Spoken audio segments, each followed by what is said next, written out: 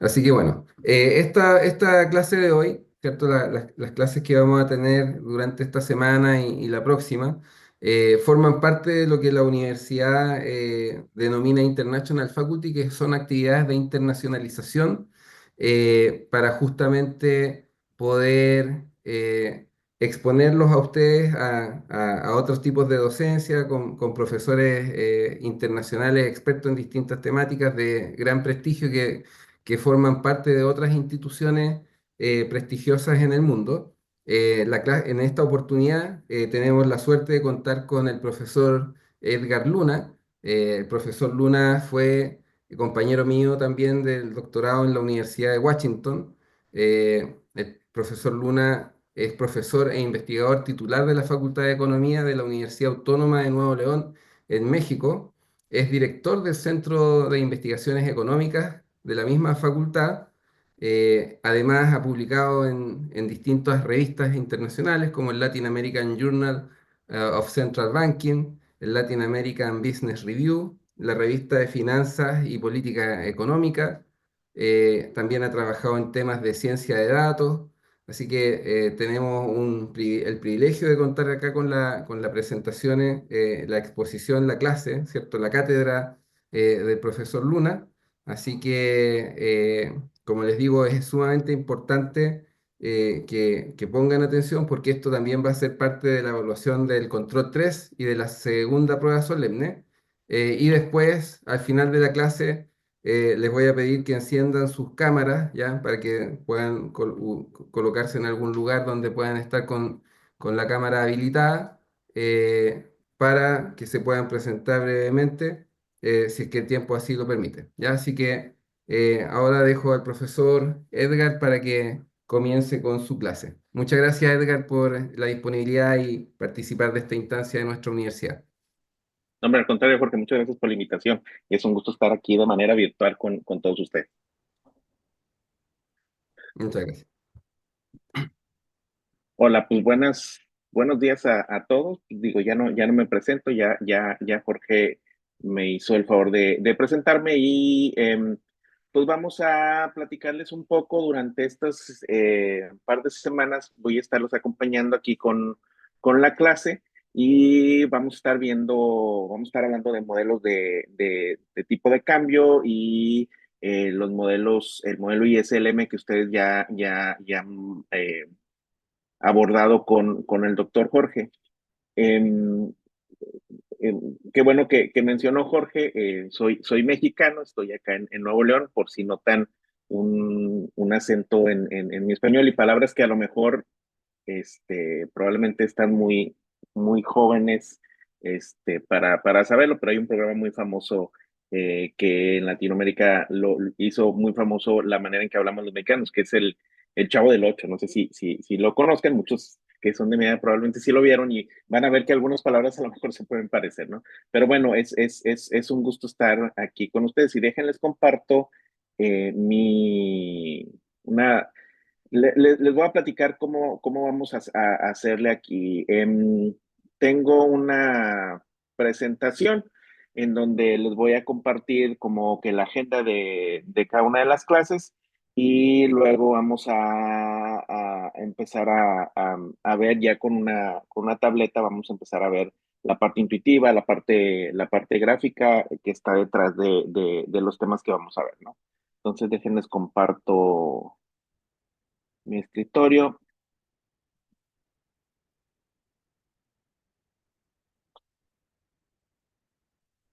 y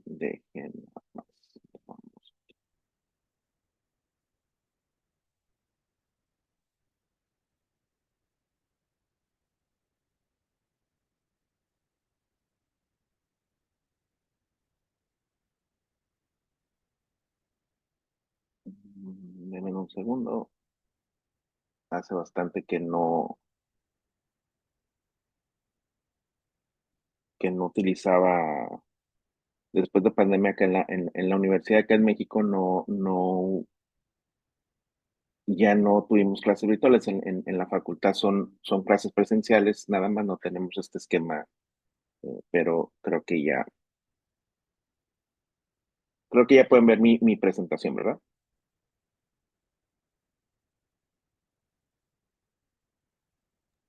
Sí, sin ningún problema. Ok, excelente. Pues bueno, vamos a empezar a ver, esta sesión es introductoria. Les traigo ahí unos hechos estilizados, introducción, quiero hablar un poco de los tipos de cambio fijo y flexibles, y luego nos empezamos a abordar ya en la parte teórica, ¿no? Em, hechos estilizados.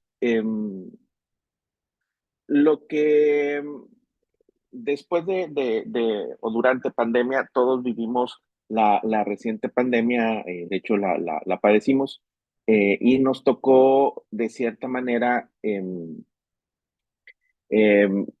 pues ver cómo las cosas empezaron a cambiar durante pandemia y después de pandemia. No sé si todos recordamos que, durante pandemia, nos mandaron a todos a casa. Si bien en Latinoamérica tardó en llegar el virus, en China el brote empezó pronto. Acá en México, la pandemia o las medidas, de la sana distancia, de irnos a nuestras casas, empezó en, en marzo, a finales de marzo. De hecho, en abril, para Semana Santa, nos fuimos una semana antes de vacaciones, y originalmente nos íbamos a quedar un mes, ¿no?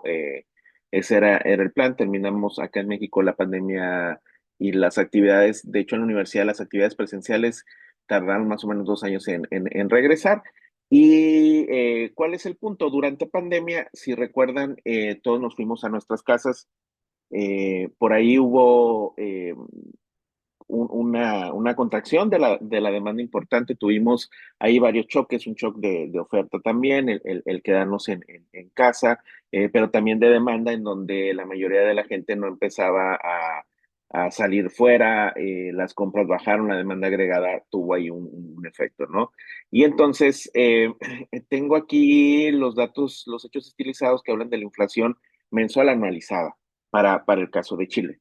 Y si se fijan, durante pandemia, tenemos, que la inflación, estuvo por encima del objetivo del Banco Central chileno. Si mal no recuerdo, el objetivo es mantener la tasa de inflación al 3%. Muy importante recordar que, a diferencia, por ejemplo, de la Reserva Federal de los Estados Unidos, en donde tienen un objetivo dual, en donde uno es la estabilidad de precios, y el otro es, mantener la economía en pleno empleo.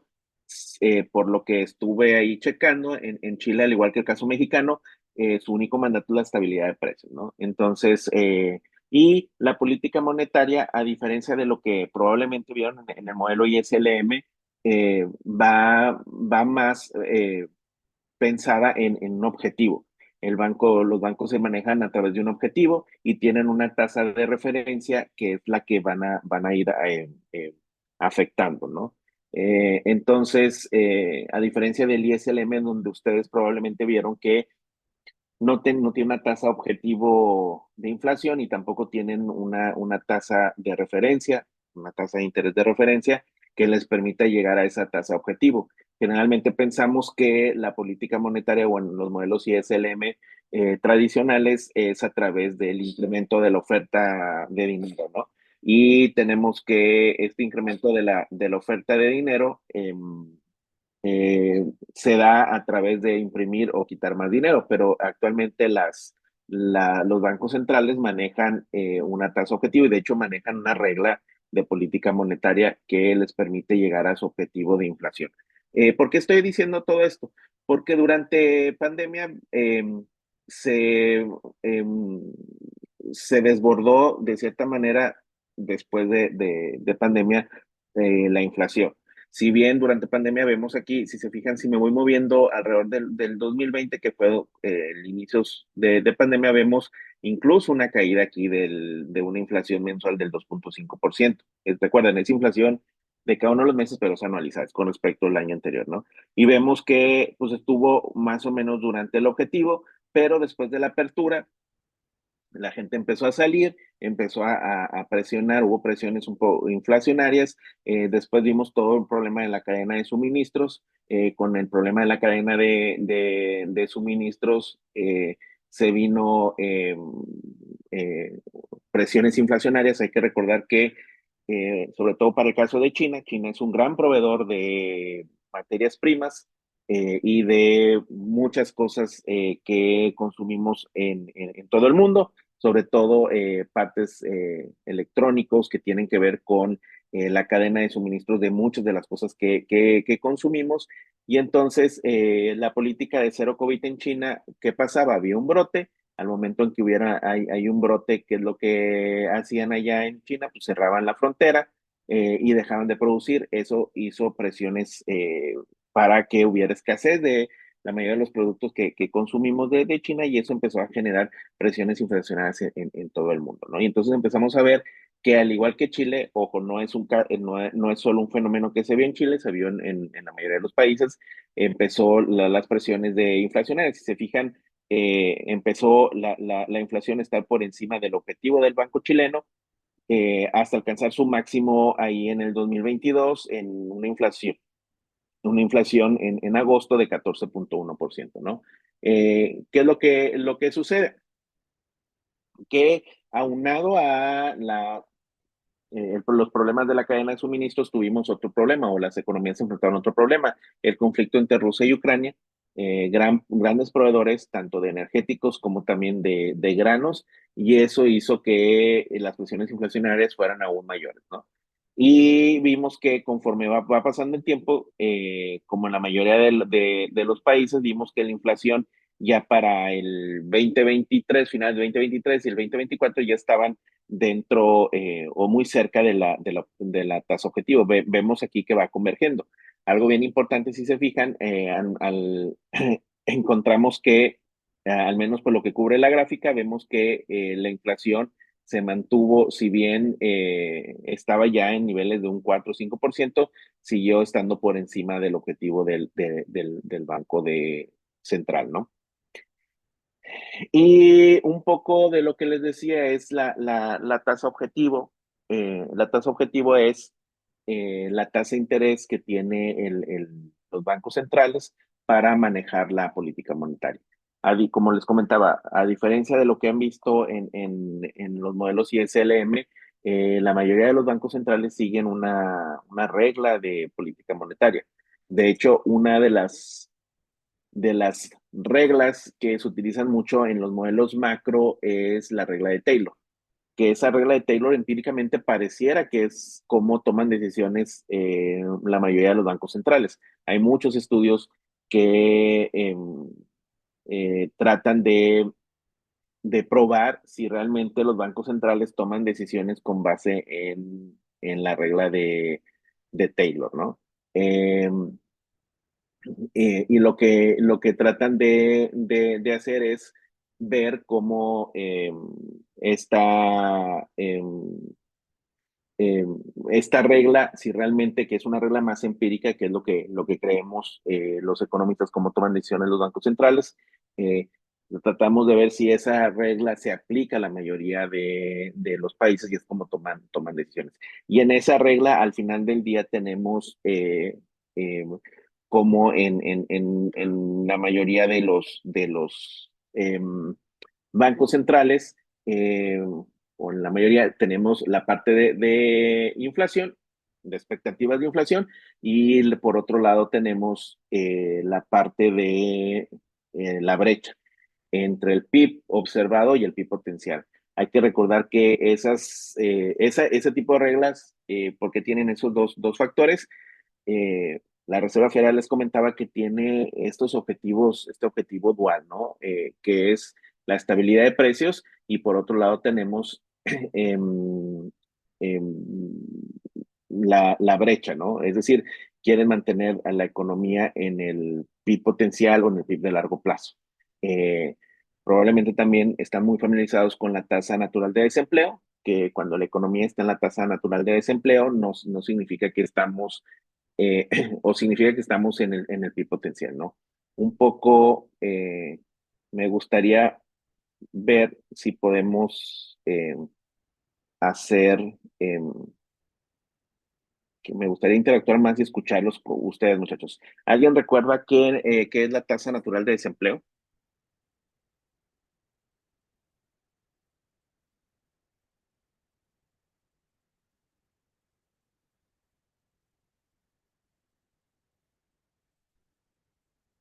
No muerdo, muchachos. Parece que sí, pero no crean que.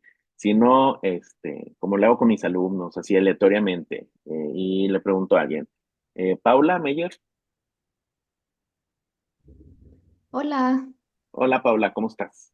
bien, ¿y usted? Bien, ¿te acuerdas qué es la tasa natural de desempleo? Em, en realidad no sabría cómo explicárselo con palabras económicas, pero Como lo entiendas tú, eso es lo más importante. Si lo puedes explicar con tus propias palabras, eso es mucho más ilustrativo que me platiques con temas mucho o con conceptos más revueltos, ¿no? Como tú lo entiendes. bueno, me imagino que el porcentaje como natural de personas que en el minuto no están trabajando, que están desempleados. Y esa tasa natural de desempleo, ¿tú crees que debería ser cero? Porque relacionamos la tasa natural de desempleo con el PIB potencial. Y me imagino que todos, o el PIB potencial o el PIB de largo plazo, me imagino que todos están familiarizados con el PIB potencial, ¿verdad? Ujú. Entonces, esa tasa natural de desempleo, ¿tú crees que debe ser será un buen desempleo o un mal desempleo? Generalmente cuando hablamos del desempleo, pensamos que el desempleo es algo muy malo para la economía, ¿no? Cuando decimos la tasa de desempleo está del 10%, pensamos que es muy malo. Y siempre cuando nosotros tenemos una tasa de desempleo, cuando comparamos algo, siempre necesitamos tener algo de referencia, ¿no? Si yo te pongo dos carros y te digo, o te pongo un carro y te digo si está bonito, generalmente pensamos es con respecto a qué, ¿no? Entonces, la tasa natural de desempleo, ¿tienes una idea? ¿Debería de ser cero la tasa natural de desempleo? Yo creo que no. Y estás en lo correcto, ¿eh? La tasa natural de desempleo no es tampoco muy alta, no es un 3%, no es un 10%, por ejemplo, pero tiene que ser una tasa no cero, porque eso implicaría que si fuera una tasa de desempleo cero, implicaría muchas cosas como costos de transacción. Piensen ustedes que a lo mejor los únicos trabajos disponibles en Santiago son paramédicos, hay dos posiciones paramédicos para llegar a una tasa de desempleo igual a cero. Y eso implicaría que si yo tengo gente disponible para trabajar y ocupar esas dos plazas, pero que son ingenieros, habría que poner a estos dos ingenieros a trabajar como médicos, ¿no? Entonces, eso implica muchos costos de transacción. O también, imagínense que las únicas dos personas disponibles para esos dos trabajos están muy lejos de Santiago y eso implica moverlos. Entonces, la tasa natural de desempleo en realidad no debe ser cero, debe ser una tasa baja. Más o menos hay estudios que dicen, por ejemplo, para el caso de los Estados Unidos, la tasa natural de desempleo ronda alrededor del 4%, ¿no? Entonces, cuando hablamos que la economía está en el PIB potencial, estamos en una tasa de desempleo del 3%, que es la tasa natural, que es el buen desempleo, ¿no? Es el desempleo bueno que sí queremos. Em, estoy viendo acá gente que está participando, eso me gusta. Dejen veo acá por el chat.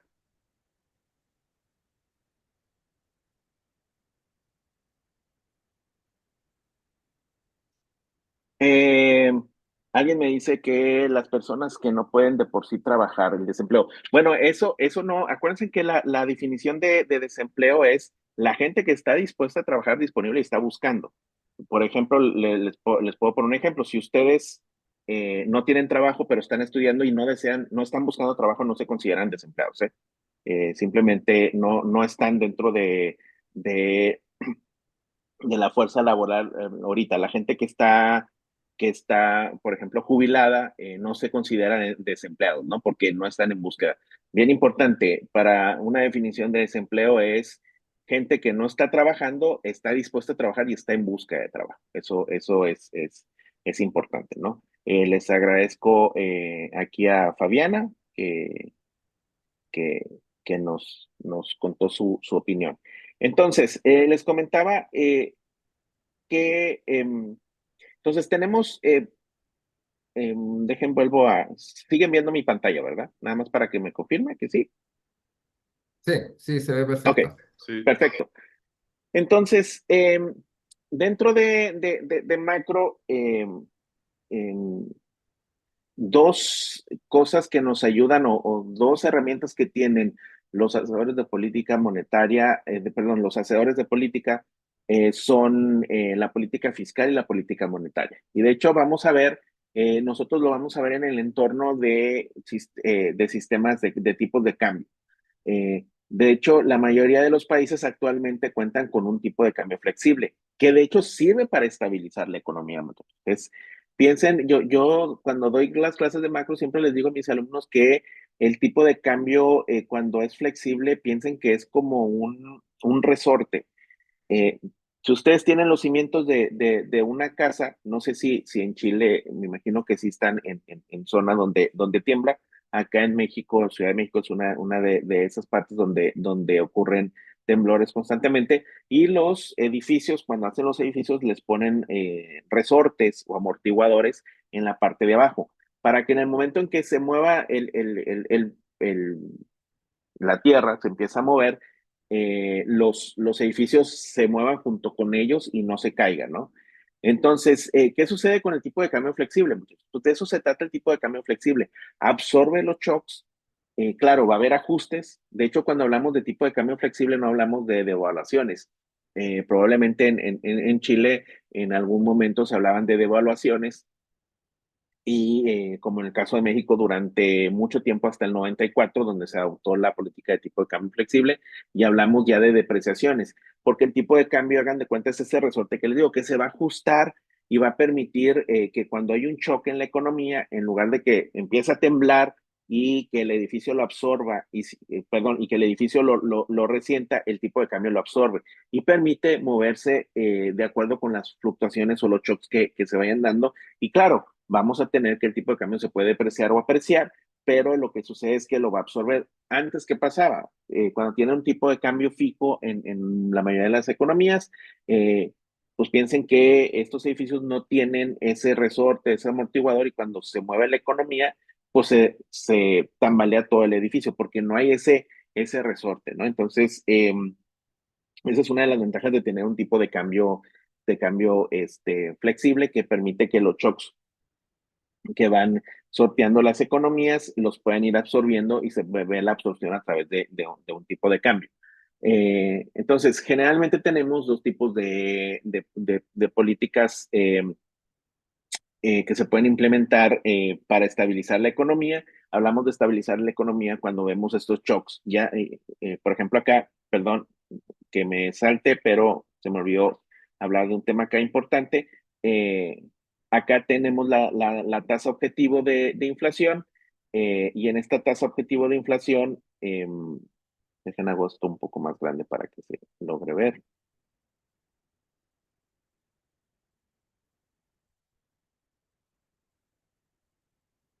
Lo que les comentaba es que a través de política monetaria podemos un poco sortear estos shocks. Esta es la tasa objetivo del Banco Central chileno, y si se fijan, la tasa objetivo fue subiendo hasta alcanzar su máximo en 11.25 y ha ido bajando conforme la inflación va cediendo. De hecho, si se fijan, si nos vamos para acá, siguen un poco la misma dinámica, ¿no? ¿Qué sucede, muchachos? Que cuando vimos inflación, y probablemente ya están muy familiarizados ustedes con eso, es que eh, eh, cuando el Banco Central incrementa la tasa objetivo, la tasa de referencia, que es la tasa de interés, eh, eso hace que la inflación empiece a bajar, empiece a ceder. ¿Qué es lo que pasa? Piensen que cuando la tasa de interés es muy alta, pues la inversión se desincentiva y también el consumo se desincentiva, ¿no? Entonces eso hace que la gente empiece a comprar menos y eso hace que se enfríe un poco la economía y las presiones inflacionarias que se iban viendo, sobre todo cuando son de shocks por demanda, las presiones de demanda se van enfriando y lo que hace es que la inflación vaya un poco cediendo, ¿no? Entonces, si se fijan, aquí la tasa objetivo fue incrementándose y en el momento en que empezamos se empieza a ver que la inflación va cediendo, las autoridades monetarias empiezan a cambiar su política monetaria restrictiva de incrementar tasas de interés a hacerla más relajada, disminuyendo la tasa de interés de acuerdo a diferentes puntos bases, ¿no? Que van cambiando 50 puntos base, 25 puntos base. Acá en México generalmente son cambios de 25 puntos base o 50 puntos base, ¿no? Y entonces vemos que va cediendo la inflación. En este sentido, les hablaba un poco de los dos tipos de políticas que tenemos, ¿no? Generalmente la inflación, muchachos, es un fenómeno monetario, por lo tanto, la política monetaria es la que tiene que interactuar, aunque a veces, en algunos casos, se ha dado que la inflación eh, se ha dado por temas de política fiscal, pero no me quiero meter todavía en esos temas, pero la manera en que controlamos la inflación es a través de la política monetaria, eso es bien importante. Entonces, les comentaba un poco que los hacedores de política pública tienen dos opciones aquí. Tienen la opción de política fiscal y la opción de política monetaria. Un poco también para que no sea un monólogo y termine yo hablando todo este periodo, me gustaría, aquí Nico me pregunta, profe, entonces un estudiante universitario que está recién egresado cabe dentro de la descripción que acaba de hacer sobre el desempleo. Sí, si es recién egresado y está buscando trabajo, es desempleado.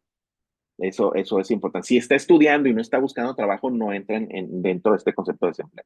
¿Sí? Eh, Muchachos, ¿se acuerdan? Hablaron de política monetaria, me imagino que ya lo han visto, y hablamos de política fiscal. Cuando hablamos de política fiscal, ¿a qué me refiero? Así en términos generales, que me pueda eh, contar cuando hablo de política fiscal, ¿a qué me refiero? Así con sus propias palabras. De hecho, eso me gustó, que me expliquen con sus propias palabras.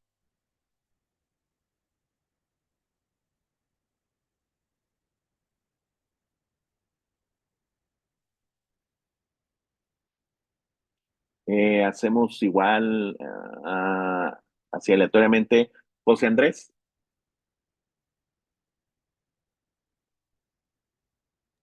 Acá estoy, acá estoy.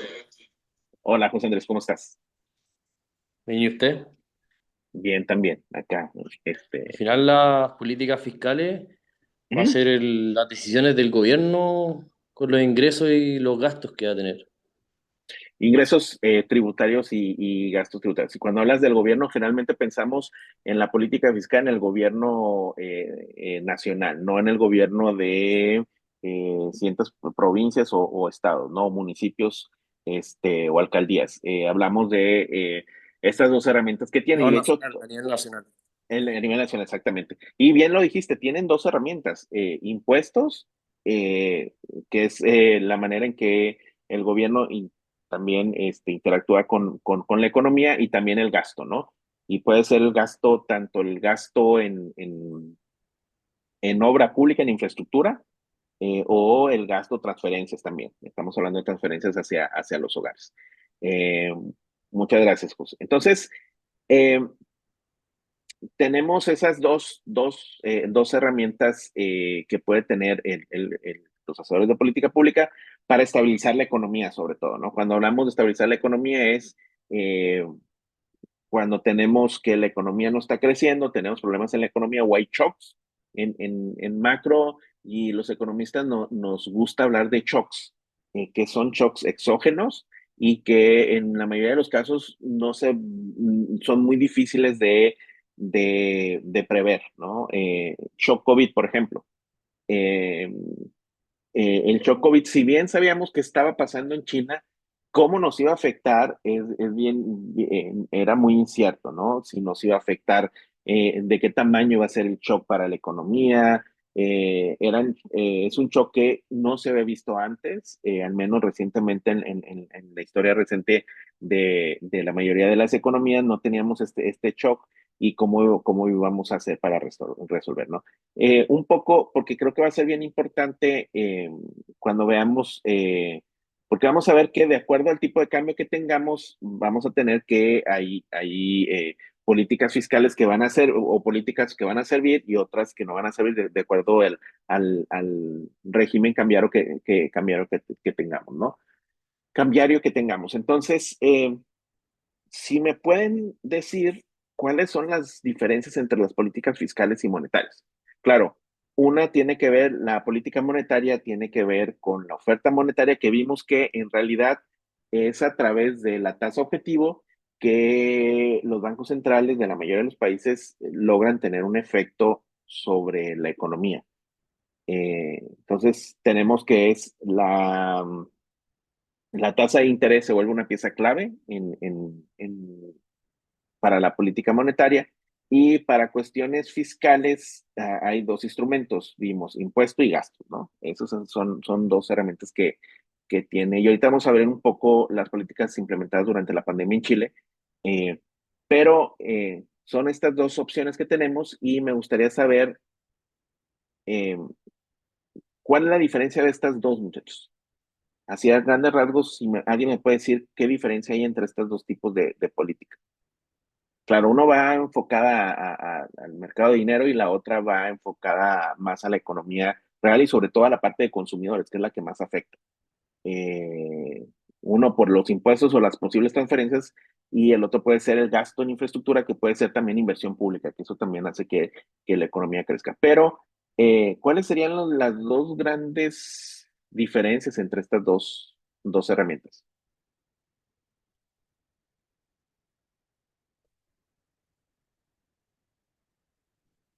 Y pues bueno, vamos a... Francisco, ¿andas por aquí?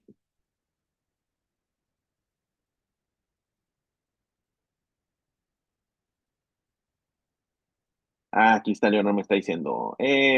Sí, política monetaria la lleva el Banco Central, muy bien, Leonor, y la otra política fiscal es solo por el gobierno. Generalmente la política monetaria eh, en la mayoría de los bancos centrales y eso le da un, un, un, una mejor eficacia a la política monetaria cuando los bancos centrales son independientes. Créanme o no, pero en los ochentas, por ejemplo, muchos de los bancos centrales no eran independientes, no eran institutos autónomos. ¿En qué sentido? En que tomaban sus decisiones con base en la economía, con base en la inflación y las posibles expectativas de inflación que pudiera tener el Banco Central, sino que eran parte del gobierno federal y por lo tanto, ¿qué pasaba? Que cuando el gobierno federal necesitaba financiarse, le decían al Banco Central imprime más dinero. Y eso generó muchos problemas en los ochentas en países latinoamericanos, donde teníamos inflaciones bien altas porque el gobierno lograba financiarse a través de imprimir más dinero y eso generaba inflación. ¿Alguna otra diferencia?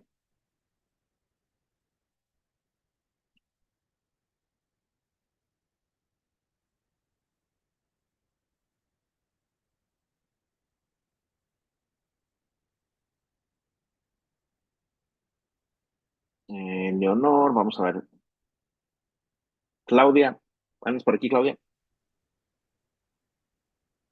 Comenten, por favor, muchachos, no tengan timidez. Imaginen que es como la clase presencial que tenemos siempre, eh, pero traten de comentar ustedes en lugar de que lo estemos llamando por el nombre, ¿ya? A Francisco, Claudia, Josefa. Ya les dije que no muerdo mucho, parece, pero no muerdo. Hola, Hola, ¿me puedes decir tu nombre? Porque de repente no. Claudia Palma. Hola, Claudia. Claudia. Estaban preguntando por los instrumentos, ¿verdad? Sí, básicamente, ¿cuáles son otras diferencias de política monetaria y política fiscal?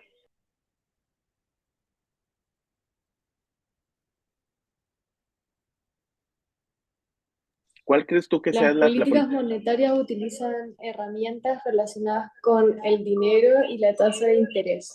mientras que Ajá, la política fiscal utiliza herramientas relacionadas con el gasto público y los impuestos. exacto. ¿Y te acuerdas de alguna diferencia adicional, Claudia? Aparte de esas, de los instrumentos que utilizan. Algo súper importante en que hace bien diferente estas dos políticas y tiene que ver con el timing de implementación.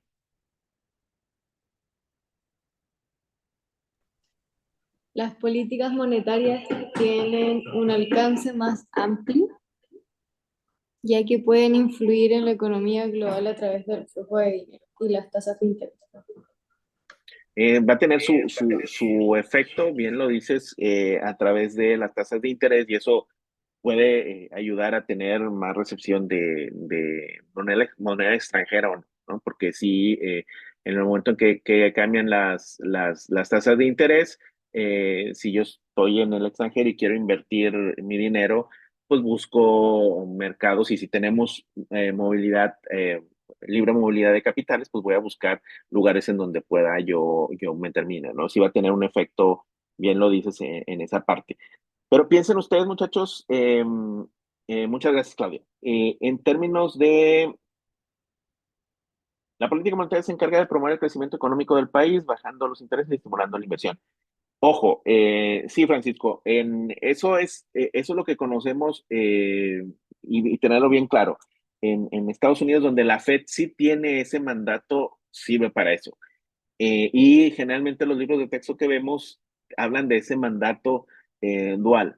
En la mayoría de los bancos centrales latinoamericanos, y en el caso de Chile, si mal no recuerdo, el único mandato es la estabilidad de precios. Entonces, ese sería su mandato principal, pero si bien la Reserva Federal sí tiene esos dos mandatos, y por eso cuando vemos nosotros los libros de texto, generalmente vemos esas dos políticas para estabilizar la economía y también para controlar los precios. Quiero, a lo mejor no soy siendo muy claro, pero al punto donde quiero ir es en el tiempo. Si, por ejemplo, hoy se junta la Junta de Gobierno del Banco Central, ¿tienen el poder de cambiar la tasa de interés hoy? Supongamos que hay una reunión extraordinaria y se juntan y toman decisiones de política. ¿Pueden cambiar hoy la tasa de interés o no?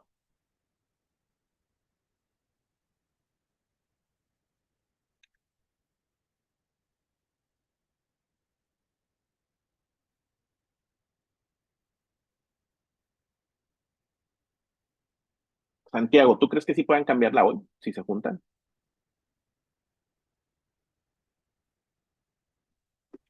¿Cómo a qué se refería? ¿Si se juntan qué cosa? Los bancos centrales se pueden juntarte en una reunión para cambiar la tasa de interés, ¿no? Entonces, si hoy se juntan la Junta de Gobierno, los que son los que deciden la política monetaria de Chile, si se juntan hoy, tienen el poder de cambiar la tasa de interés objetivo hoy. Según yo que sí, pero tienen que estar referenciados en el contexto. Pero digo, al final del día, y dice Fabiana, sí, como que pregunta.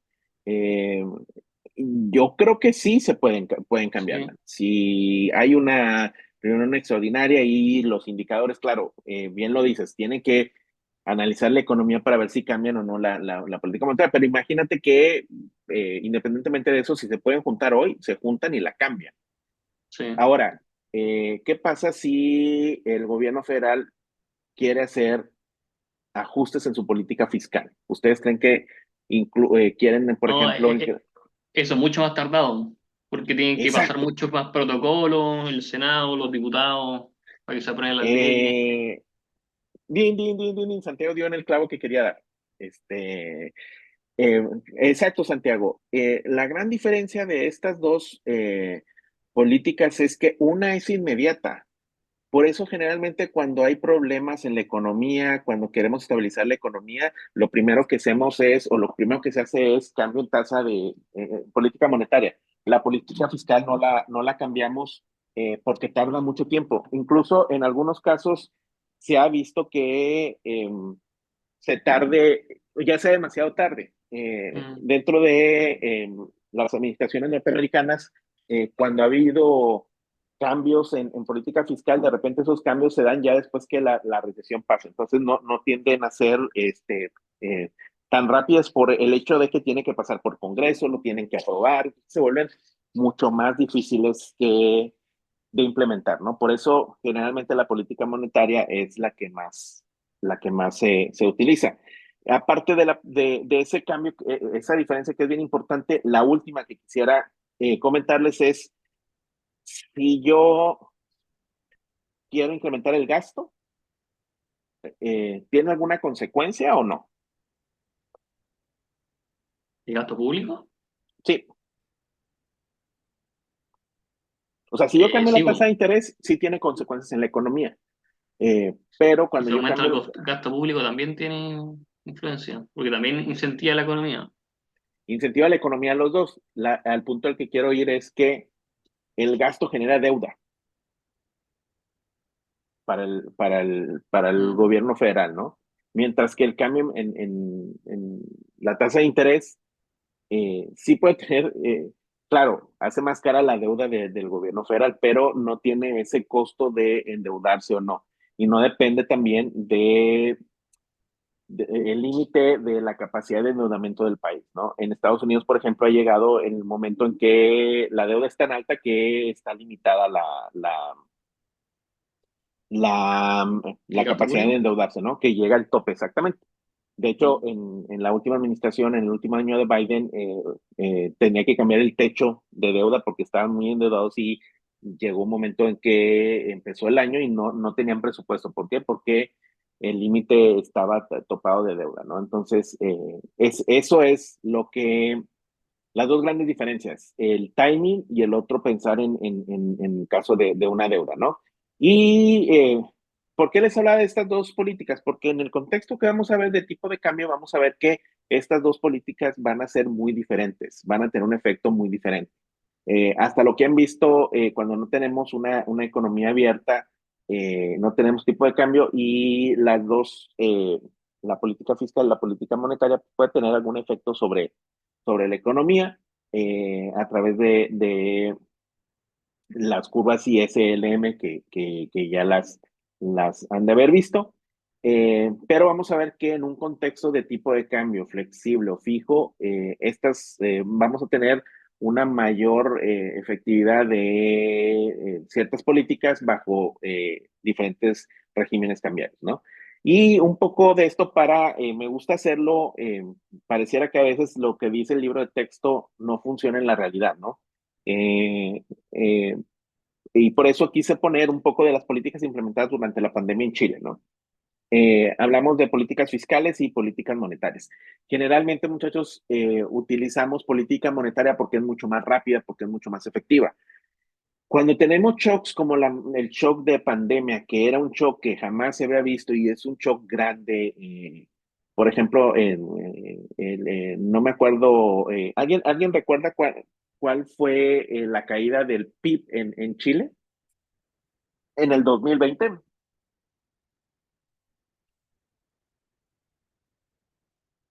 En México la economía se contrajo 9% ese año. Alguien que tenga así, y que siempre les digo algo bien importante, muchachos, cuando estamos viendo nosotros los temas macro, lo padre de los temas macros es que yo puedo ver los datos, puedo empaparme un poco de la economía. ¿Alguien recuerda más o menos cuánto fue la caída del PIB en Chile? 5.8%. Gracias, María. 6%.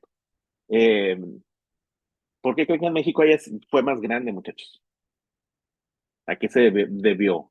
Así, digo, si no conocen la economía, mucho la economía, está bien, México pero está muy industrializado.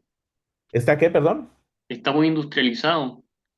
México está muy no, hombre, te voy a contar. Indus- ¿El turismo? ¿Cómo? Industrializado. Industrializado. Sí, no, te voy a contar por qué se cayó. Porque no hubo apoyos. No hubo ningún apoyo por parte del gobierno federal. O sea, el gobierno no tuvo ningún apoyo. De hecho, en algunos casos hubo ahorros en el gasto. O sea, en lugar de gastar, lo ahorraron.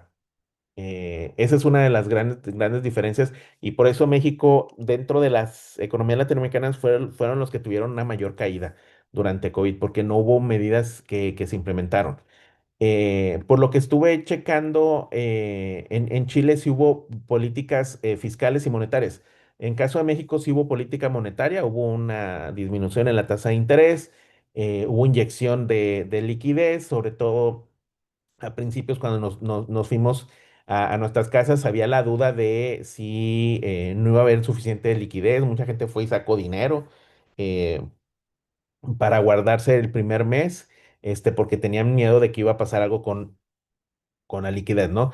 Pero a lo que estuve viendo, investigando el día de ayer en las políticas implementadas durante la pandemia en Chile, se propuso un ingreso familiar de emergencia, ley de protección al empleo, retiros de fondos de pensiones, hubo apoyos a pymes y hubo un fondo COVID ahí.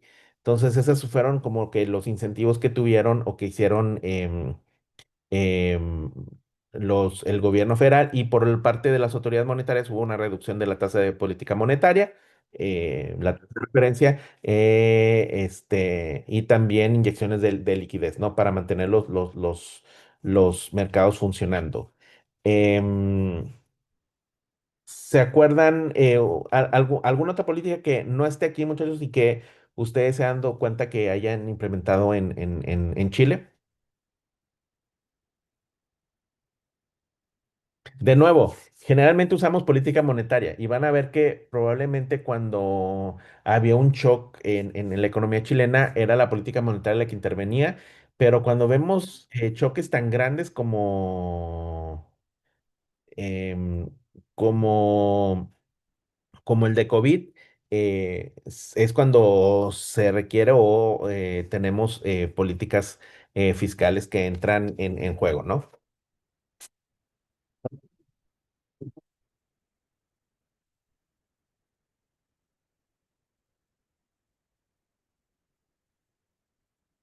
¿Se acuerdan de alguna más?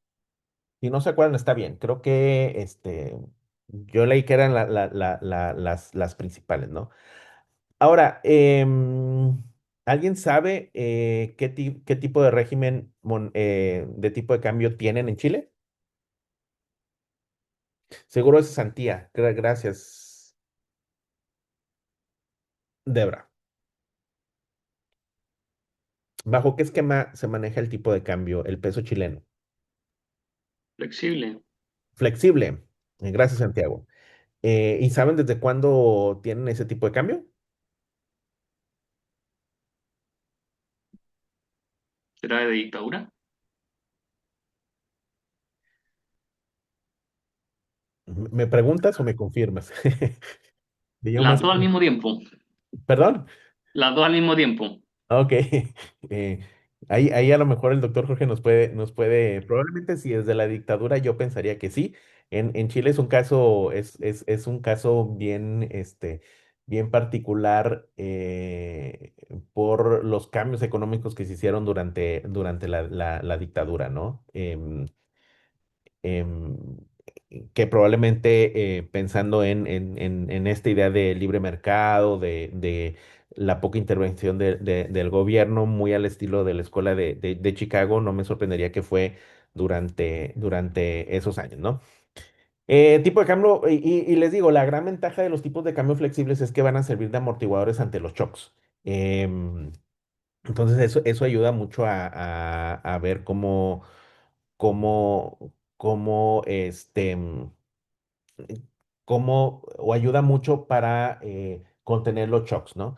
De hecho, hay dos esquemas o dos tipos de cambios que van a estar como que en los extremos. Y dentro de tipo de cambio fijo, tipo de cambio flexible. Y dentro de ese panorama de tipos de cambio, tenemos diferentes tipos de cambio que se pueden adoptar, ¿no?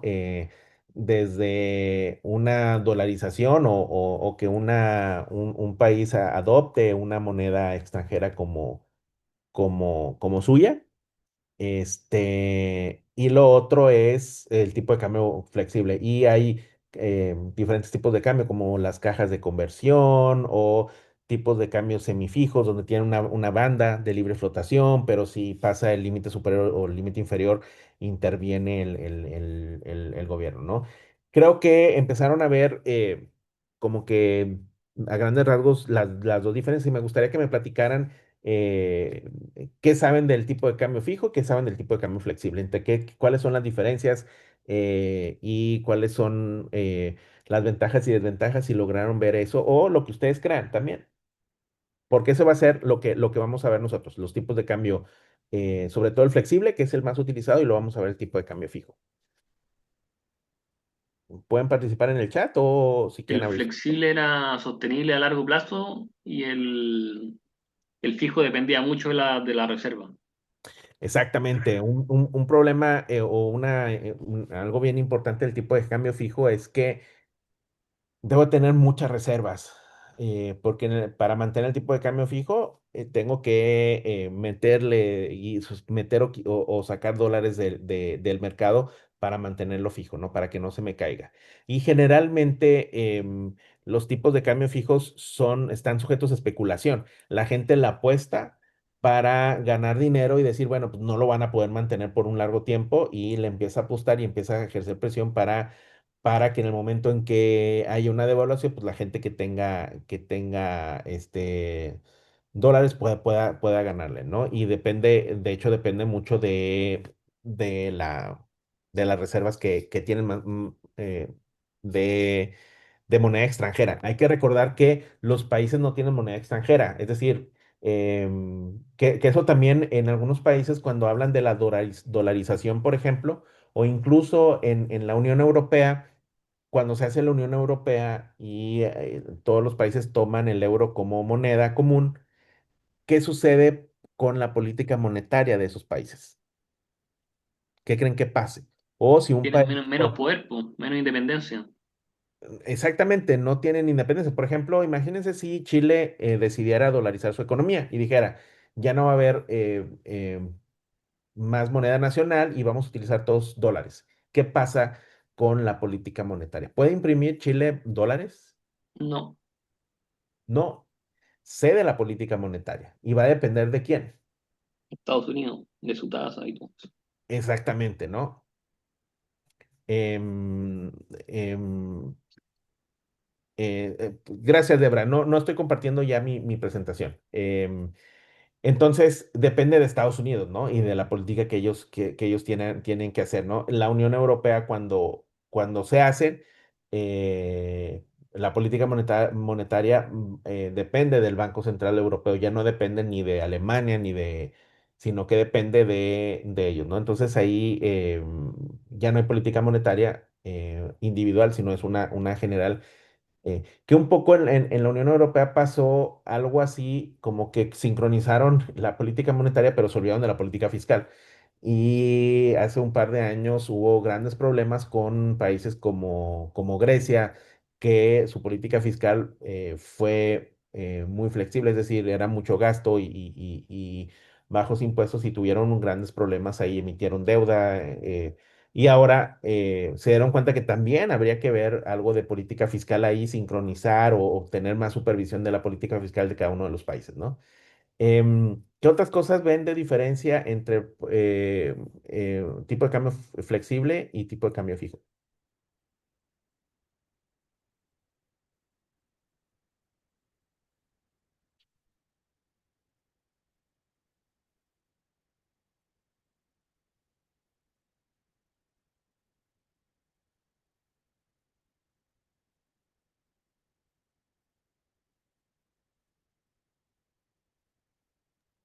No, mientras piensan esa respuesta, les comento que efectivamente el país tenía tipo de cambio fijo, lo tuvo hasta el año 99. Fue una de las reformas que justamente la dictadura no quiso hacer en su momento porque le quitaba influencia sobre la economía con respecto al gasto fiscal. Entonces se implementó en el 99 cuando ya llevábamos 9 años de democracia. Eh, y claro, desde el punto de vista cierto de la escuela más monetarista, neoclásica, el tipo de cambio flexible deposita una mayor cantidad de poder sobre el Banco Central. Así que eso es solamente esa pequeña aclaración respecto de cuándo se implementó el tipo de cambio flexible en Chile. Acuérdense que tienen que repasar también los conceptos de macroeconomía uno lo que vieron en el curso anterior, ¿cierto? Que deberían tener súper claro eh, qué cosa es la tasa de desempleo natural, ¿cierto? Cuáles son los elementos que influyen en él y cuándo una persona está desempleada, porque una cuestión que es bien básica es que si la persona no está buscando trabajo, entonces no está desocupada, ¿ya? Así que es importante que vean eso y que revisen en efecto las distintas políticas que aplicó el país durante la pandemia y que ayudaron, ¿cierto?, a mitigar los efectos adversos de las cuarentenas, ¿cierto? Y toda esta caída que se generó en la demanda agregada nacional y también la demanda global por bienes y servicios. Ya, así que, habiendo dicho eso, les dejo la palabra para que participen ya de esta discusión. Esta discusión nosotros también la vamos a considerar dentro de los controles, ¿cierto? Del control 3 en particular. Ya vamos a enfatizar harto esta discusión sobre los distintos regímenes cambiarios, ¿ya? Y cómo el Banco Central, digamos, tuvo un rol importante en su política monetaria. ¿Ya? Así que, y después les voy a pedir que enciendan su cámara, ¿ya? Que es algo que me pide la universidad para que nos saquemos ahí una foto.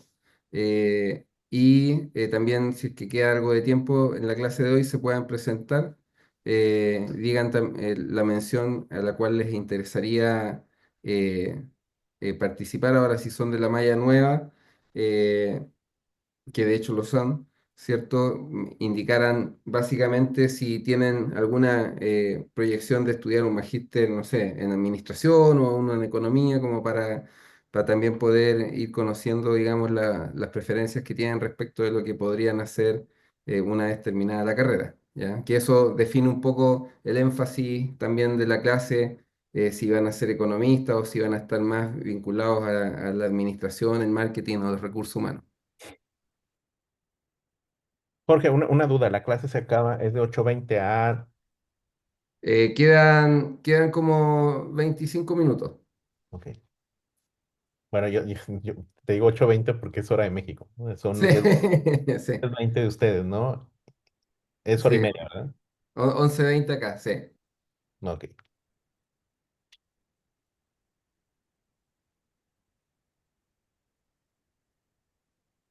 Yo quería decir la diferencia entre el cambio flexible y el que es fijo.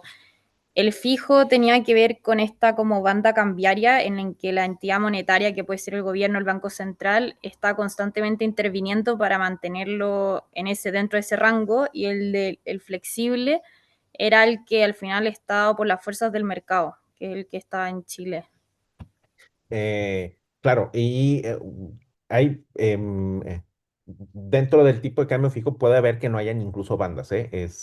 Lo mantengo tal cual o otro le doy poder de fluctuación y lo empiezo a cambiar. China tiene algo parecido, que sí tiene unas bandas ahí y que dicen que es medio de libre mercado, pero en el momento en que sobrepasa eso empiezan a intervenir en el mercado, ¿no? Em, bueno, Que eso es como, ¿cierto? Eso es como un poco lo que, uno de los argumentos que da Trump en su proceso de guerra comercial. Entonces, no sé si nos podrías contar un poquito sobre que acá en Chile el tema de la guerra comercial se ha tomado harto en la agenda. De hecho, el tipo de cambio se disparó a 1.000 pesos. Estábamos en 900 pesos por dólar, subió a 1.000 pesos por dólar y que coincidió justamente con el Día de la Liberación y cómo se movieron los mercados. No sé si podrías comentarnos un poco sobre eso también. Sí, de hecho en México nosotros tenemos un tratado de libre comercio que se firmó desde el 94 y claro que ha impactado bastante. Algo que ha impactado mucho aquí es la incertidumbre. En México, de hecho, con esta con el problema de la cadena de suministros, se dio un fenómeno que probablemente, no sé si en Chile, probablemente sí, pero en menor medida es que la mayoría de las empresas chinas se cambiaron a países más cercanos para no tener problemas en la cadena de suministros. Y muchos de esas empresas se empezaron a instalar acá en México, sobre todo en el norte. Si ustedes buscan un mapa, en Monterrey está en el norte y es de la ciudad más industrial de México por la cercanía de Estados Unidos, ¿no? Y entonces, ¿por qué México se vuelve bien atractivo? Porque al momento en que se ve una empresa aquí, se produce algo que está libre de arancel, un impuesto, no hay un impuesto por el Tratado de Libre Comercio. Entonces se vuelve México como pues el destino para la relocalización de la cadena de suministros ideal, ¿no? ¿Qué sucede cuando llega Trump? Pues cuando llega Trump y empieza a poner estos aranceles, pues esa ventaja que tenía México ya no se vuelve tanto ventaja, ¿no? Y eso ha hecho que la incertidumbre, eso bien importante, muchachos, la incertidumbre también le pega mucho a los mercados y sobre todo a los mercados cambiarios. De hecho, cuando vemos los tipos de cambio, eh, yo siempre les digo, doy una clase acá de pronósticos y series de tiempo, y yo creo uno de los indicadores más difíciles de pronosticar es el tipo de cambio. Porque el tipo de cambio, si bien obedece a diferentes factores, que hay modelos que explican esos factores, es más de largo plazo. En el corto plazo es muy difícil predecir. De hecho, no sé si están familiarizados con algo que se conoce como caminata aleatoria, que es un random walk, que me dice que el mejor pronóstico de algo que sigue un random walk es su propio, pues, su valor actual. Es decir, si yo quiero pronosticar el tipo de cambio mañana, el tipo de cambio pareciera, la evidencia dice que sigue una caminata aleatoria, un random walk, y por lo tanto, eh, el mejor pronóstico del tipo de cambio mañana es el de hoy. Eso sería, entonces, la incertidumbre le ha pegado mucho a los mercados cambiarios, a la volatilidad. ¿Y qué pasaría, por ejemplo? Ahí está mi pregunta. Si Chile tuviera un tipo de cambio fijo, ¿qué estaría haciendo ahorita el Banco Central eh, para mantener estabilizado el tipo de cambio, muchachos? Con toda esta incertidumbre y con todas estas tarifas que Trump pone un día sí y otro también, y luego lo cambia y luego duran un día y luego los quita de nuevo y regresamos a... ¿qué creen que estaría pasando con el Banco Central ahorita si tuviera un tipo de cambio fijo? ¿Estaría vendiendo dólares? Estaría exactamente, pues, perdiendo dólares, metiéndolos al mercado para estabilizar su precio, ¿no?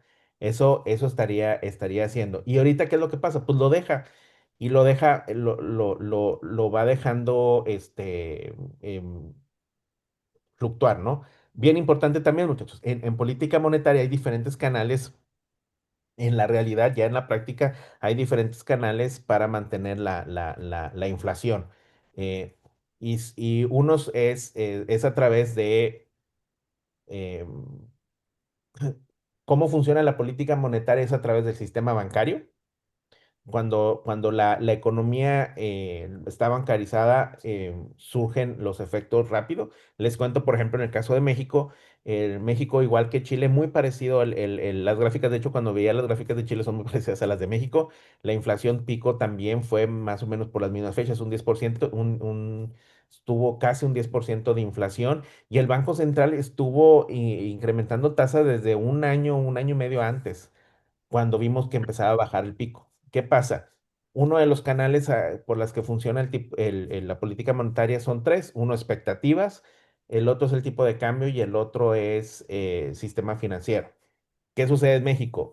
En México, no sé la informalidad cómo está en Chile, pero aquí en México la informalidad es más del 50%. La gente que está en el sector informal no utiliza el sistema financiero, no utiliza los bancos. Entonces, ese canal es bien, bien débil para México. Por eso tarda un año y medio en ser efectiva la política monetaria. Que eso no lo platicamos mucho en clases, pero la efectividad depende mucho también porque funciona a través del sistema financiero. En Estados Unidos hizo lo mismo la Reserva Federal y un mes después la tasa ya había bajado. Entonces, ¿qué pasa? Pues, en Estados Unidos todos utilizan, en casi la mayoría utiliza el sistema financiero, en México no, y eso le quita efectividad a la política monetaria, ¿no? Otro canal es el tipo de cambio, a través del tipo de cambio. En México es bien particular. La mayoría de las transacciones del tipo de cambio se hacen en mercados internacionales, no en mercados nacionales. Eso también es. Y el canal más fuerte de política monetaria, al menos para el caso de México, es expectativas. El mantener ancladas las expectativas, eso lo hace bien importante para que la política monetaria sea efectiva. Y algo bien importante es la credibilidad del Banco Central, muchachos. Eso es súper importante en política monetaria. No puede cambiar los bancos centrales de estrategia ni de reglas de política cada rato. Tiene que mantener una que tiene que ser consistente con su objetivo de largo plazo, que es la tasa de interés, la tasa de inflación, mantenerla en su objetivo. Por lo que estuve viendo en Chile, al igual que en México, la tasa de inflación objetivo es el 3%. Y eso es súper importante en política monetaria. Tienen que tener la credibilidad. ¿Por qué creen que es muy importante la credibilidad, muchachos? Que probablemente lo vieron. Y les hablo de estas cosas como introducción para entrar de lleno en los temas, porque estas cosas a veces no lo vemos en los libros de texto. Es más, o sí se ve rápidamente, pero quiero darles un entorno completo y que estos conceptos los tengan bien claros para que ya cuando empezamos a hablar del tipo de cambio, que se vuelve un poco más complicado, se pueda utilizar. Y de nuevo, muchachos, la mayoría de los libros de texto política monetaria tiene, pensado en la Reserva Federal, tiene estas dos mandatos, en mantener la estabilidad de precios, pero también mantener la economía en el PIB potencial, ¿no? Es decir, la actividad, se preocupan también por la actividad económica. Pero regresando a mi punto, ¿por qué creen que sea tan importante la credibilidad del tipo de cambio? ¿Alguien aquí contestó algo? Déjame ver. Ah, María, sí, un poco contestando lo de tipo de cambio fijo flexible. Yo creo que la credibilidad es importante como para los inversores y todos los que están, como todos los agentes macroeconómicos. De lo contrario, no se podría como especular o no daría como esa sensación de estabilidad, no le podrían confiar al Banco Central cuando dice voy a bajar o subir la tasa, como que no le creerían.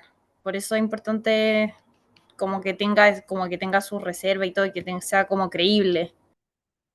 Exacto, la credibilidad es súper importante porque manda una señal. No importa qué, voy a mantener la tasa de inflación al 3%. Si de repente dicen, no, pues es que eh, 3%, bueno, si está el 4, ¿qué tiene? Entonces, ¿qué es lo que empiezan los agentes económicos a decir? Bueno, pues si no es 3% puede ser 4. Entonces el próximo año, como no le creo, voy a pedir, en lugar de un 3%, voy a pedir un 4%. ¿Y qué pasa? Cuando las expectativas no están ancladas, muchachos, ¿qué significa que las expectativas estén ancladas? ¿Qué creen que, no sé si hayan utilizado ese concepto, pero el anclaje de las expectativas, ¿a qué crean que se refiere? O sea, piensen ustedes un barco, un ancla. Cuando el barco está anclado, ¿qué pasa? Se puede mover, No se mueve. Es no se mueve, está ¿no? estable. Fabiana, perdón, no te escuché. Hola. No, hola, le decía que estaba estable. Estable. ¿Qué sucede cuando están ancladas? Que si el Banco de México, mis expectativas están ancladas, pues espero una inflación que no vaya a ir subiendo cada vez más. Cuando no están ancladas, piensen ustedes en este periodo de inflación que vimos, que déjenles comparto, ya no estaba compartiendo, pero déjenles comparto mi escritorio y vemos aquí.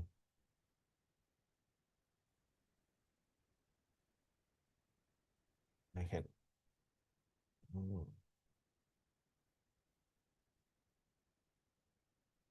Piensen ustedes que aquí, en este periodo inflacionario, pues imagínense que yo les digo, el Banco Central de Chile les dice, no, pues la inflación es el objetivo, 3%. Pues, ¿qué vemos?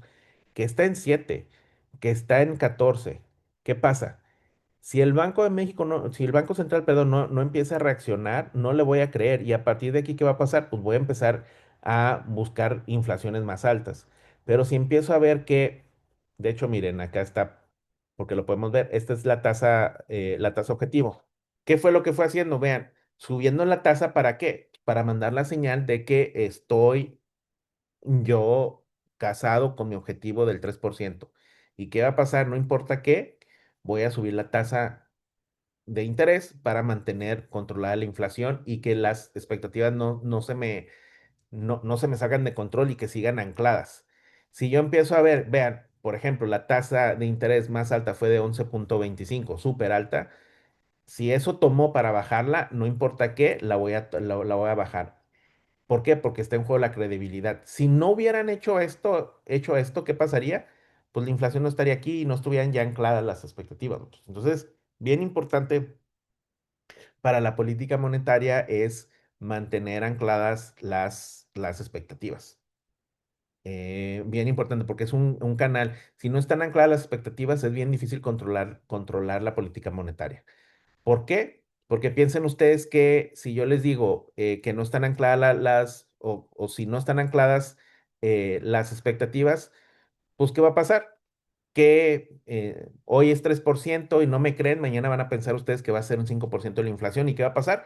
Pues van a actuar en consecuencia. Voy a pedir un incremento salarial del 5% por encima del 5%. Eso va a hacer que los costos se incrementen, eso va a hacer que los precios aumenten más del 5%.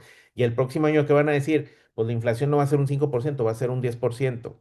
Súmenle su incremento del 5% más los incrementos en los precios, va a ser un 10%. ¿Y qué va a pasar el próximo mes? El próximo año me van a decir, no, pues ya no quiero un 10 y quiero un 20. Y así se va a ir y ¿qué va a pasar? No van a estar ancladas las expectativas. Piensen ustedes en el caso más reciente de Venezuela, ¿qué pasa con, em, con las expectativas, muchachos? ¿Ustedes creen que están ancladas o no? O sea, la inflación en Venezuela es súper alta. No, no creo que esté anclada. No están ancladas. Y de hecho, Venezuela sigue un tipo de cambio fijo, muchachos. Y lo mantiene el precio, el tipo de cambio fijo es bien barato. Pero ¿qué sucede? Sí está fijo, pero solo pueden comprar cierto número cierta cantidad de dólares por año. No sé, son como $200, $300.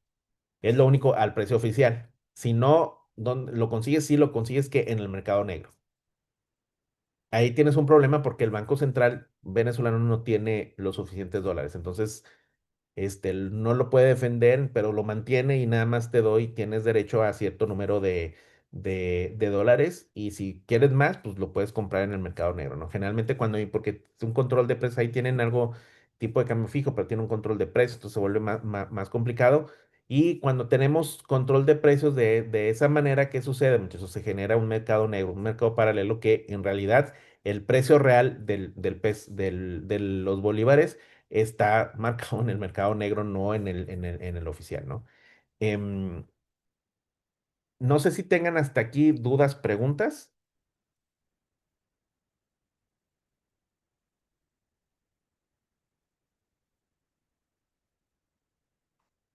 ¿Todo bien? Todo claro, perfecto. Bueno, ¿qué vamos a empezar a ver, muchachos? Vamos a ver tipos de cambio en el contexto ISLM. Quiero hablar un poco del contexto ISLM. Quiero hablar un poco de las ventajas y desventajas. Jorge, si quieres decirme nada más, para que se presenten, me gustaría sí conocerlos rápidamente y paro y continúo la siguiente clase. Termino con esta introducción y me dices tú nada más cuando sea necesario para darles tiempo. Ya, yo te aviso. Yo creo que en unos 5 minutos Ok, más, como va a introducir el tema de la siguiente clase y después ellos enciendan sus cámaras y brevemente, digamos, digan sus intereses. Si me gustaría escuchar si les interesa la macro, si les interesa más en la administración y su nombre y su interés, para que no nos demoremos tanto tampoco. ok. Em, Problemas con el ISLM, muchachos.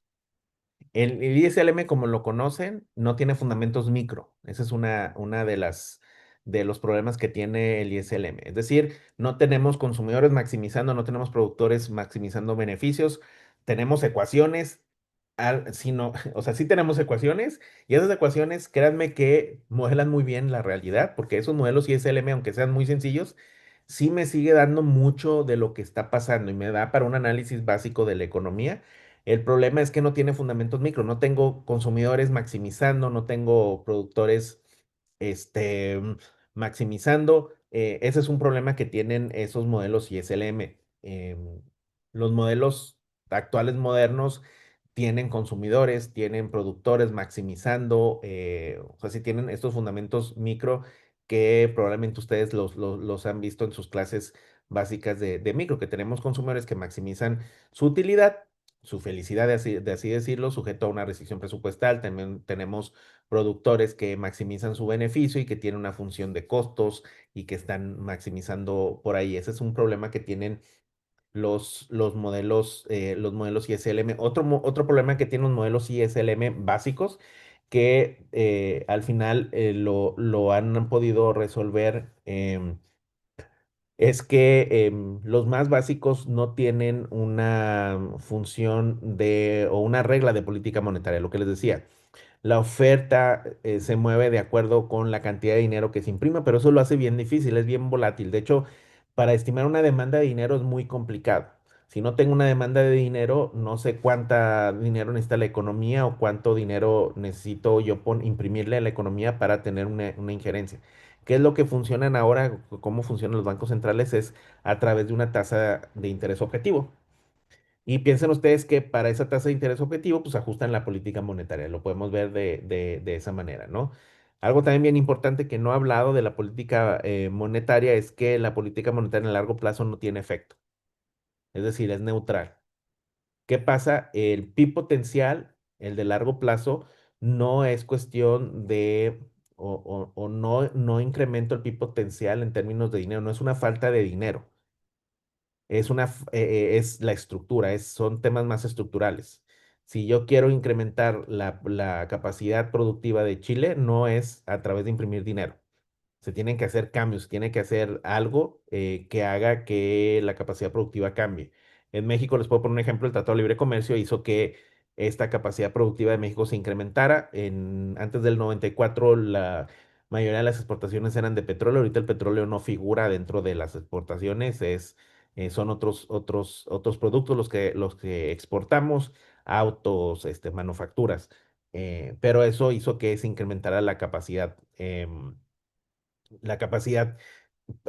para producir en México, ¿no? Entonces, por eso decimos que la política monetaria es neutral, es decir, no va a afectar en el largo plazo, solo me sirve para fluctuaciones de corto plazo, ¿sí? Y como son para fluctuaciones de corto plazo, sirven bastante para ese fin y por lo tanto son muy eficaces porque se pueden implementar rápidamente.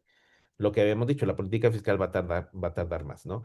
Entonces, eso quiero que lo tengan muy a la mano y que, como bien lo dice el doctor Jorge, empiecen a checar sus notas del ISLM que veían porque le vamos a poner tipo de cambio. Entonces, vamos a abrir la economía para tener un tipo de cambio, porque no me explico, o sea, el tipo de cambio ¿para qué existe? Para poder hacer transacciones con el resto del mundo. Por eso cuando tengo una economía cerrada, el tipo de cambio no funciona. Si yo no comercio con el exterior, no necesito un tipo de cambio. En el momento en que yo abro la economía, tengo exportaciones, tengo importaciones, eh, puedo recibir, dependiendo el esquema, pero puedo también yo abrir mis mercados a capitales para que puedan entrar y salir capitales sin problema. Y ahí es cuando el tipo de cambio juega un papel importante. Y vamos a ver cómo el tipo de cambio va a afectar la efectividad de las políticas monetarias y fiscales. ¿Sí? Dependiendo del tipo de cambio que tengamos, vamos a ver que una política puede ser más efectiva que la otra. Por eso es bien importante conocer bajo qué régimen cambiario estamos para poderlo analizar y saber cuál va a ser la política que tenga un mayor efecto, si la política fiscal o la política monetaria, ¿no? No sé si tengan dudas, preguntas, muchachos. Espero que miércoles se animen más a participar. La verdad que creo que no está padre tener un monólogo aquí, escuchar a alguien por 1 hora y media y sin esa interacción, ¿no? También piensen que generalmente cuando ustedes participan y tienen dudas, piensen que la mayoría de sus compañeros tienen las mismas dudas y eso va a ayudar a que no solo ustedes despejen sus dudas, sino el resto. Van a tener una externalidad positiva como las vemos en economía, ¿no? Que la duda que tengan ustedes al final va a servir para que sus compañeros también puedan entender mejor los conceptos y sus dudas les sirvan a ellos también, ¿no? Entonces los invito en la próxima clase que es el miércoles para que participen y ya se den cuenta que no pasa nada, ¿no? Y se vale equivocarse, ¿eh? De hecho, si me preguntan a mí, yo me acuerdo más de los exámenes en donde me equivoqué que los exámenes en donde acerté. De los aciertos ni me acuerdo, pero donde me equivoqué les puedo decir en qué me equivoqué y qué fue lo que me pasó, ¿no? Entonces de ahí aprendí más que los exámenes en donde saqué todo bien y ahorita de eso ya ni me acuerdo, pero sí me acuerdo de lo que no saqué bien, ¿no? Entonces los invito a la próxima clase a participar y pues, nada más me resta decirles que es un gusto estar aquí con ustedes y que las siguientes 4 clases aquí les estaré dando lata. Sí. Muchas gracias, Edgar. Bueno, los invito a encender su cámara. Como les digo, es importante que aprovechen estas instancias de tener profesores internacionales que tienen amplia trayectoria, como les comentaba al principio, el profesor Edgar es investigador y profesor titular de la Facultad de Economía de la Universidad Autónoma de Nuevo León, fue mi compañero en el doctorado en la Universidad de Washington, es director del Centro de Investigaciones Aplicadas en Economía de la Universidad Autónoma de Nuevo León. Así que es importante que aprovechen estas instancias de consultar dudas que tengan también, de preguntar quizás cosas que yo les expliqué y no les quedó tan clara, para que vean, digamos, que los economistas existen como dos escuelas de pensamiento económico distintos, pero bajo ciertas cosas y bajo ciertos supuestos siempre estamos de acuerdo. Entonces, lo más probable es que el profesor Edgar les diga lo mismo que les dije yo en clase, ¿ya? Entonces, como les digo, es sumamente importante que puedan aprovechar bien estas instancias donde pueden, digamos, tener justamente un contraste en la metodología, en lo que se está hablando, con profesores de alto prestigio, ¿cierto?, internacional, y que la universidad hace un esfuerzo justamente por generar estas instancias, ¿ya? Estas instancias de conversación, de retroalimentación, de interacción, en las cuales ustedes son los principales beneficiados y es lo que a nosotros como universidad también nos interesa, ¿ya? Y por eso se hacen estos esfuerzos dentro de la comunidad de nuestra universidad. Agradezco también al profesor Edgar, que tiene un uso horario mucho más temprano que el nuestro, de conectarse y dar estas clases. Así que me gustaría ver si alguno de ustedes se anima, y si no, los animo yo a que se presenten, ¿cierto? Y digan cuáles son sus intereses. Me gustaría que Claudia nos comentara, Claudia Palma, nos dijera qué parte de la disciplina económica le interesa o si prefiere irse a administración. Así que Claudia, preséntate brevemente y después le dejo la palabra a Santiago y después a Brian, ya que por el tiempo no lo van a poder hacer todos. Claudia. Hola. Igual, igual me interesa el área de finanzas, pero me gustaría también probar el área administrativa al mismo tiempo. Ok. Eh, ¿Santiago está por ahí o se fue? Santiago fue en salida.